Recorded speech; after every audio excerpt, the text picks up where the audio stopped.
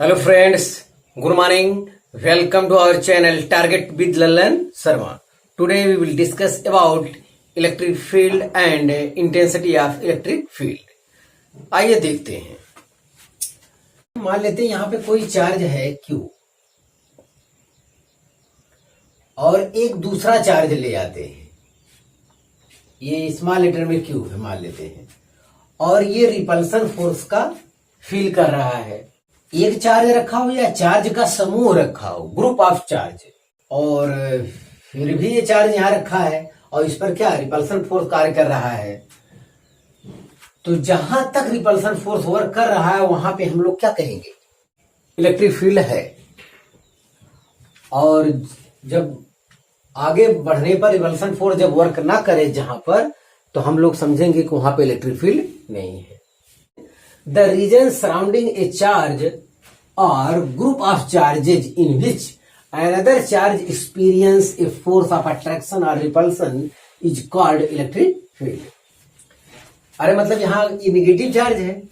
अगर negative charge हम यहाँ पे रख देते हैं, दूसरा कोई चार्ज, एक हमारा चार्ज है या चार्ज का समूह है यहाँ पे, और एक दूसरा चार्ज हम ले आते हैं। अगर ये अट्रैक्शन या रिपल्सन का फील कर रहा है तो इसका मतलब यहाँ इलेक्ट्रिक फील्ड है। तो निगेटिव चार्ज है तो चाहे अट्रैक्शन का फील करेगा, और अगर ये भी पॉजिटिव चार्ज है इसके जैसा तो रिपल्सन का फील करेगा। तो इसका मतलब यहाँ पर इलेक्ट्रिक फील्ड है। ये चीज हमें आपको बताना था। तो यही इलेक्ट्रिक फील्ड का डिफिनेशन है। कोई चार्ज हो या चार्ज का समूह हो, उसके चारों ओर का वह फील्ड जिसमें कोई अन्य चार्ज अट्रैक्शन और रिपल्सन का अनुभव करता है, उसी को कहा जाता है क्या, इलेक्ट्रिक फील्ड। जिसमें अनुभव करता है उसी को कहा जाता है क्या, इलेक्ट्रिक फील्ड। और जहां पे यह अनुभव नहीं होता है वहां पे इलेक्ट्रिक फील्ड नहीं होता है। बस इतनी सी बात बतानी थी। हम समझते हैं कि ये डिफिनेशन आपको क्लियर हो गया होगा। अब आगे देखिए, इंटेंसिटी ऑफ इलेक्ट्रिक फील्ड। तो इलेक्ट्रिक फील्ड और इंटेंसिटी ऑफ इलेक्ट्रिक फील्ड में बहुत थोड़ा सा अंतर है। अंतर यह है कि जैसे यहां पर इलेक्ट्रिक फील्ड है, इतने एरिया में कह दिया जाए कि इलेक्ट्रिक फील्ड है, लेकिन अगर कह दिया जाए कि इस स्थान पर इतना इलेक्ट्रिक फील्ड, उसकी मैग्नीट्यूड वहां अगर पता चल जाए तो वो इंटेंसिटी को रिप्रेजेंट करता है। इंटेंसिटी ऑफ इलेक्ट्रिक फील्ड की डिफिनेशन देखा जाए, in an electric field the electrostatic force per unit positive test charge is called intensity of electric field. ध्यान दें, जैसे ये चार्ज है, इसके चारों ओर क्या इलेक्ट्रिक फील्ड है। अब कोई आपसे पूछे यहाँ पे इंटेंसिटी ऑफ इलेक्ट्रिक फील्ड कितना है, तो इसके लिए एक होता है positive test charge. Positive test charge इसे क्यू नॉट से रिप्रेजेंट करते हैं, और ये बहुत छोटी वैल्यू, हमारे फिजिक्स में ये वैल्यू बहुत छोटी है।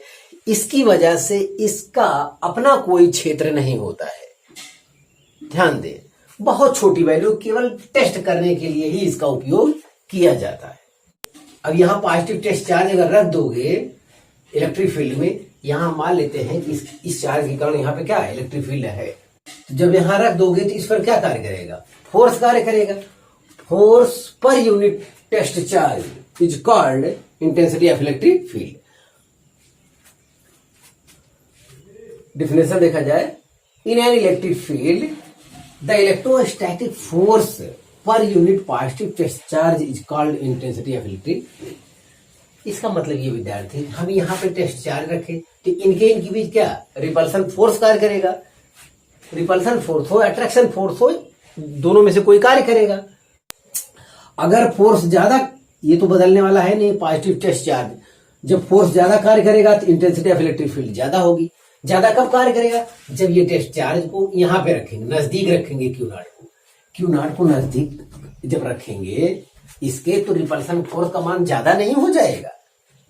जब रिपल्सन फोर्स का मान ज्यादा होगा तो जाहिर है कि वहां इंटेंसिटी ऑफ इलेक्ट्रिक फील्ड क्या होगी, ज्यादा होगी। इंटेंसिटी ऑफ इलेक्ट्रिक फील्ड के कॉन्सेप्ट को समझने के लिए आगे फील्ड लाइन हम लोग पढ़ेंगे और ज्यादा क्लियर होगा। यहाँ पे फील्ड तगड़ा माना जाएगा, और जैसे जैसे दूरी बढ़ाते जाएंगे तो अब दूरी आपने बहुत बढ़ा दिया तो इलेक्ट्रोस्टैटिक फोर्स का मान क्या हो जाएगा, कम हो जाएगा। इलेक्ट्रोस्टैटिक फोर्स का मतलब जो फार्मूला होता है 1/4πε0 Q1 Q2 upon R square, ये फार्मूला होता है। जब इस पे रखेंगे तो R का मान बढ़ाने से बहुत तेजी से क्या हो जाएगा, घटता चला जाएगा इलेक्ट्रोस्टैटिक फोर्स का मान। इलेक्ट्रोस्टैटिक फोर्स का मान घटता चला जाएगा तो इंटेंसिटी भी क्या हो जाएगी, कम होती चली जाएगी। इलेक्ट्रिक फील्ड में electrostatic force per unit positive test charge जो है इंटेंसिटी ऑफ इलेक्ट्रिक फील्ड के इक्वल होता है। अब हम चर्चा करेंगे ये क्यू नॉट की। क्यू नॉट के बारे में यहां देखिए नोट में लिखा है positive test charge Q not is very small. ये क्यू नॉट जो है बहुत स्मॉल होता है। It has no own electric field.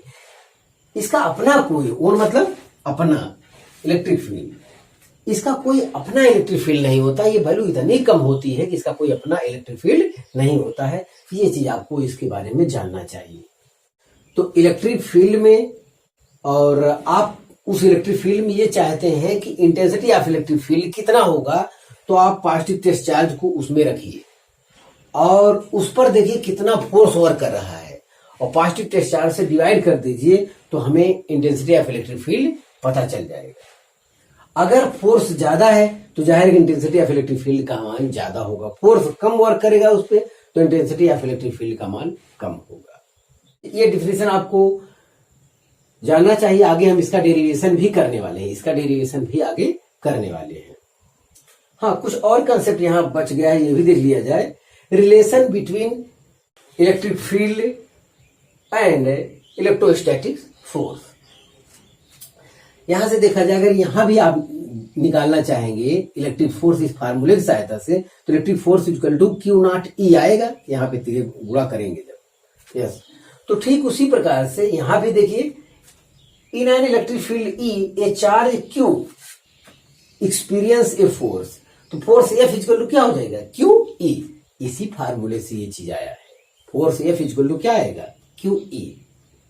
तो ये रिलेशन होता है जब भी आपको जरूरत लगेगा फोर्स। अगर इलेक्ट्रिक फील्ड आपको पता है, चार्ज क्यू पता है, तो एफ इक्वल टू क्या होता है, क्यू ई। आगे और कंसेप्ट लिखा है, कुछ देखा जाए। For positive charge the direction of electric force is same the direction of electric field. मतलब यहां पे मान लेते हैं ये इलेक्ट्रिक फील्ड है विद्यार्थी, यहां पे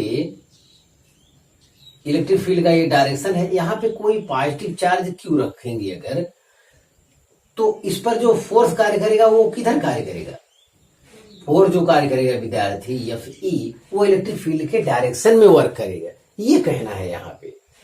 और अगर ये निगेटिव चार्ज ले लेते हैं तो निगेटिव चार्ज, अगर यहाँ पे आप निगेटिव चार्ज ले लेते हैं माइनस क्यू, तो इसकी वजह से इलेक्ट्रिक फोर्स का डायरेक्शन इलेक्ट्रिक फील्ड के डायरेक्शन के क्या होगा, अपोजिट होगा।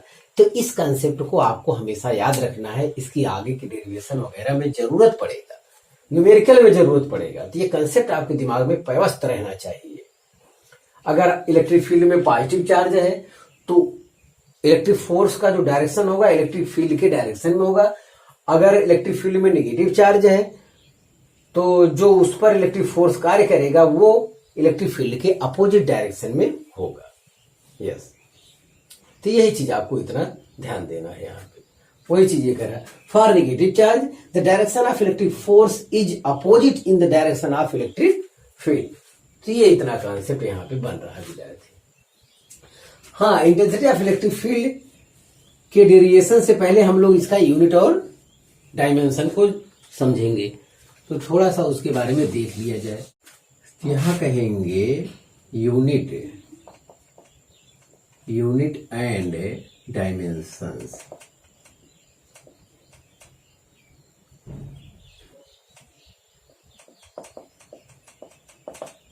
हाँ, तो विद्यार्थी ध्यान देना, चाहे इलेक्ट्रिक फील्ड की यूनिट डायमेंशन पूछा जाए, चाहे इंटेंसिटी ऑफ इलेक्ट्रिक फील्ड की यूनिट और डायमेंशन पूछा जाए, दोनों एक ही बात होता है। इलेक्ट्रिक फील्ड का अपना अलग कोई सूत्र नहीं होता है। तो वही मैं कह रहा हूं कि इलेक्ट्रिक फील्ड और इंटेंसिटी ऑफ इलेक्ट्रिक फील्ड में बहुत ज्यादा कुछ फर्क नहीं है।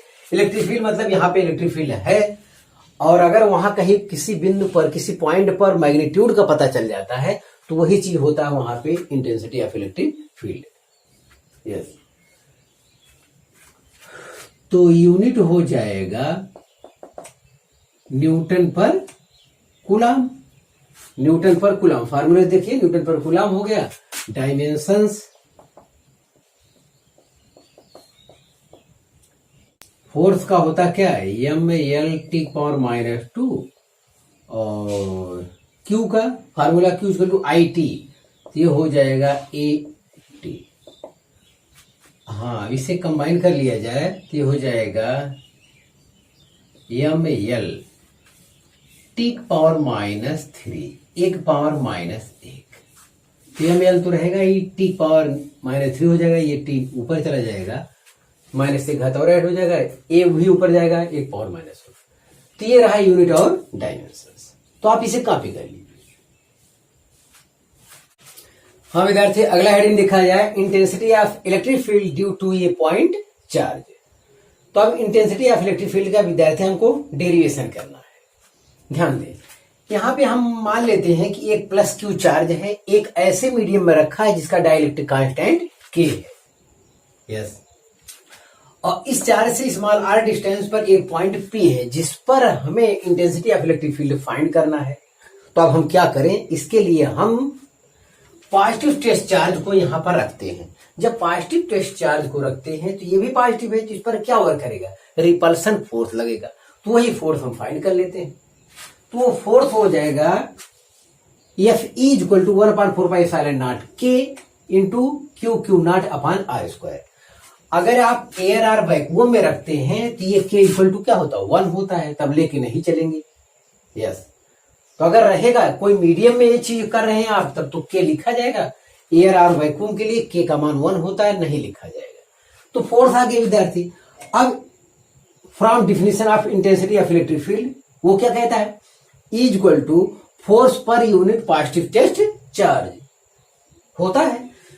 तो force per unit positive test charge, तो 1/Q0 अलग कर लिए, Fe की यही वैल्यू यहां पे पुट कर दिए। अब हम देख रहे हैं Q0 से Q0 कैंसिल हो जाएगा। जो इंटेंसिटी ऑफ इलेक्ट्रिक फील्ड का फार्मूला आया विद्यार्थी 1/4πε0K Q/r²। K मतलब आगे लिखा है फॉर एयर और वैक्यूम के लिए K = क्या होता है, 1 होता है। तो ऐसे केस में इंटेंसिटी ऑफ इलेक्ट्रिक फील्ड आएगा 1/4πε0 Q/r²। या इतने के स्थान पर भीड़ भाड़ से बचने के लिए बार बार फार्मूला आपको यूज करना है, तो स्मॉल लेटर में K लिखना चाहिए। इसका मान होता है 9 × 10⁹। तो जब हमें न्यूमेरिकल लगाना होगा तो हम इसका प्रयोग करेंगे। इन वेक्टर फॉर्म में देखा जाए, वेक्टर फॉर्म में कन्वर्ट करने के लिए विद्यार्थी आप जानते हैं कि वहां पे यूनिट वेक्टर लगा देना चाहिए। तो जैसे 1/4πε0 Q/r², तो यहाँ r कैप की यूनिट वेक्टर लगा दीजिए। यूनिट वेक्टर लगाने से डायरेक्शन का पता चल जाता है। r कैप के स्थान पर हम लिख सकते हैं वेक्टर r बटे mod vector r। Mod vector r मतलब r ही होता है। तो ये r और ये r² तो हो गया कितना, r³। ये r वेक्टर यहाँ पे है, तो ये आ गया intensity of electric field in vector form आपका आ गया। यस, अब इसको ग्राफ समझ लिया जाए। ग्राफ में ये होता है विद्यार्थी, इस फार्मूले में देखिए यहाँ पे जैसे जैसे अब r का मान बढ़ाते जाएंगे इलेक्ट्रिक फील्ड का मान घटता चला जाएगा। अगर r का मान इनफाइनाइट की ओर टेंज कर रहा, अग्रसर हो रहा है, तो इंटेंसिटी ऑफ इलेक्ट्रिक फील्ड का मान क्या हो जाएगा, 0 हो जाएगा। तो r का मान इनफाइनाइट रखने से इलेक्ट्रिक फील्ड का मान 0 होता है। तो मतलब इलेक्ट्रिक फील्ड इनफाइनाइट पर क्या होगा, 0 होगा। ये चीज है आपकी जानकारी में होना चाहिए। हाँ, ये ग्राफ को समझ लिया जाए, E ∝ 1/r² होता है। जो इसका जो E वर्सेस R के बीच ग्राफ खींच रहे हैं, तो E ∝ 1/r²। तो ये रिलेशन है यहाँ पे। तो ऐसे केस में इस टाइप से ग्राफ आता है, उसके ग्राफ का शेप ये होता है विद्यार्थी। तो ये ग्राफ आपको जानना चाहिए। एक कॉन्सेप्ट है प्रिंसिपल ऑफ सुपरपोजिशन, जो फोर्स के लिए वर्क करता था, वही कॉन्सेप्ट यहाँ पे इंटेंसिटी ऑफ इलेक्ट्रिक फील्ड के लिए भी वर्क करता है। ध्यान दें। तो मान लेते हैं कोई सिस्टम है जिसमें Q1 - Q2 + Q3 चार्ज है। इन सब के कारण इस पॉइंट ओ पर हमें intensity of electric field find करना है। तो सभी चार के कारण यहाँ पे नेट इलेक्ट्रिक फील्ड अलग अलग चार्ज के कारण वहां पर इलेक्ट्रिक फील्ड के वेक्टर सम के क्या होगा, इक्वल होगा। तो वही चीज किया गया है। देखिए intensity of electric field due to system of charge, तो यहाँ पे ई नेट या ई नॉट यहाँ पे लिखा है equal to vector E1 plus vector E2 plus vector V3। तो 3 चार्ज है तो 3 के कारण ही लिखा जाएगा।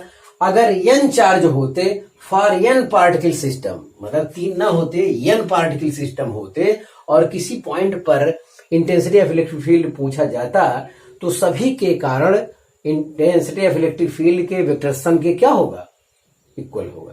तो n पार्टिकल सिस्टम के लिए ये फार्मूला हो जाएगा vector E1 plus vector E2 plus vector V3 plus so on infinite जहां तक जाता है। अगर यहां n पार्टिकल सिस्टम की है तो इनफाइनाइट ना लिखे En आप लिखिए En, यस।